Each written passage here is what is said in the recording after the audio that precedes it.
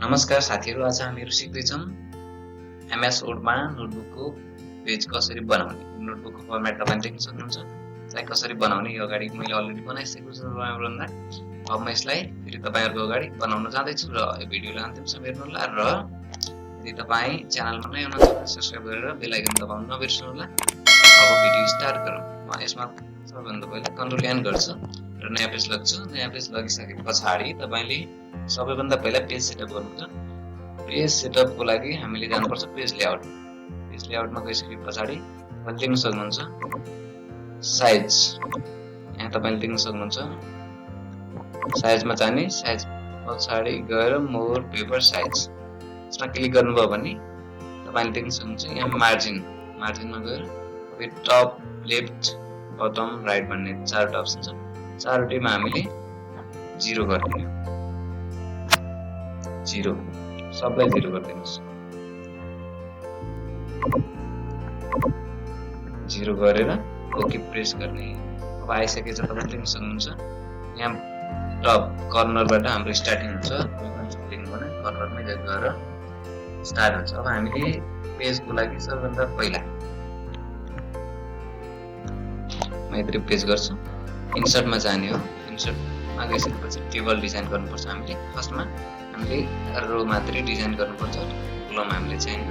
त्यसैले मैले यति नै रो सिलेक्ट गरेँ। सिलेक्ट गरिसके पछाडी इन्टर गरेर हाम्रो रो आइसकेको छ पेजमा।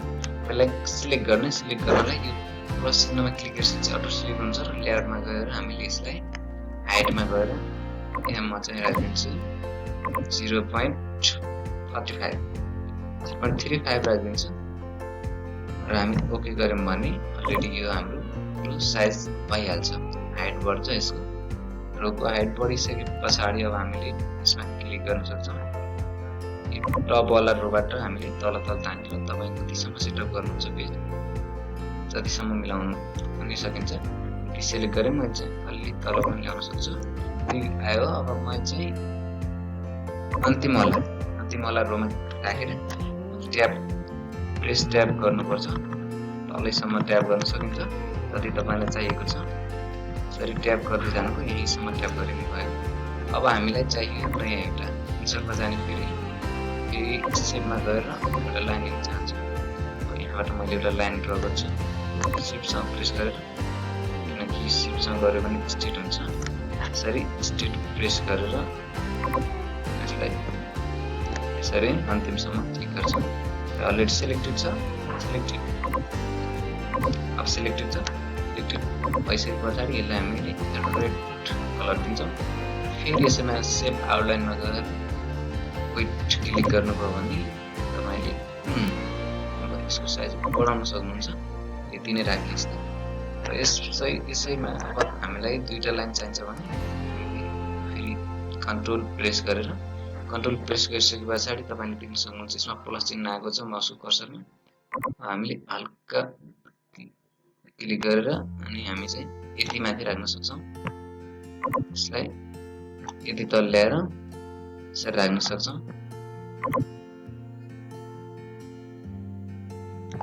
यसरी दुईटा लाइन बनाउन सक्छौं। अनि अब फेरि हामीले यदि अर्को लाइन लिएर यस्तो गर्नु पर्यो भने फेरि हामीले सिफ्टसँग प्रेस गरेर सिधा लाइन तान्न सक्छौं अन्तिमसम्म। यसरी तपाईले देख्न सक्नुहुन्छ अन्तिमसम्म एउटा लाइन भइसक्यो। यसलाई अटोमेटिकली सिलेक्ट नै छ। यो सिलेक्ट भएको हुँदा हामी चाहिँ यसलाई सेप आउटलाइन यसरी दिन्छौँ। सेप फेरि दिइसके पछाडी फेरि हामी वेट ठगेको जसरी नै गरेर हामी यसलाई यति नै दिन्छौँ। र अब फेरि यसमा माउसको कर्सर लगाएर हल्का छोएर हामी चाहिँ यसलाई फेरि क्लिकबाट यति ल्याउँछौँ। फेरि यसलाई यसरी ल्याउनु भयो भने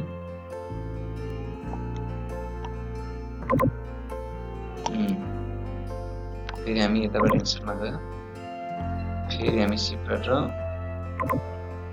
यसरी तान्न सक्छौँ अन्तिमसम्म। यसरी यो रिपोर्ट तपाईले देख्न सक्नुहुन्छ। अन्तिमसम्म तान्न सकिन्छ। यो भइसक्यो। यसलाई पनि फेरि हामी रेड लाइन दिन सक्छौँ र यसरी नै अगाडिको जसरी सेम लाइन बनाउन सक्छौँ। अब यो त भयो, दुईटा लाइन कम्प्लिट भयो।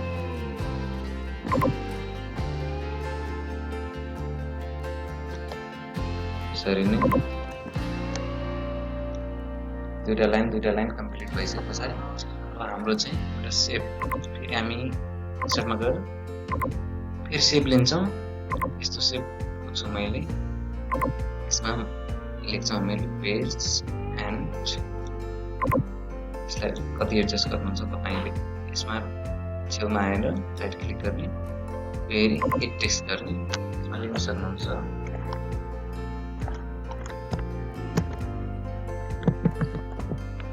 पेज गरेर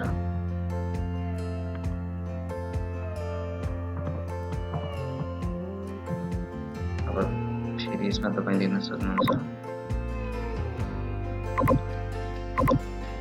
यसमा डेट लेख्नु,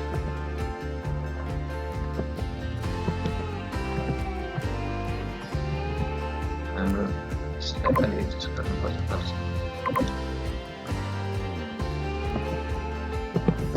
यसरी लेखेर हामीले बनाउन सक्छौँ।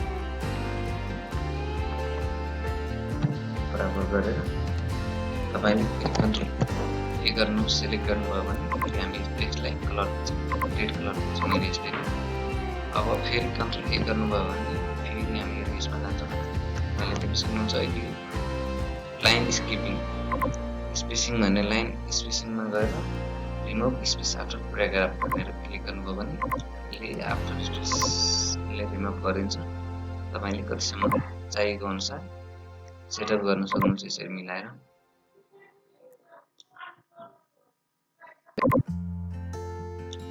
यसरी गरेर यसरी नै सिलेक्ट यसरी गर्नुभयो भने म चाहिँ यति नै सेटअप गर्छु।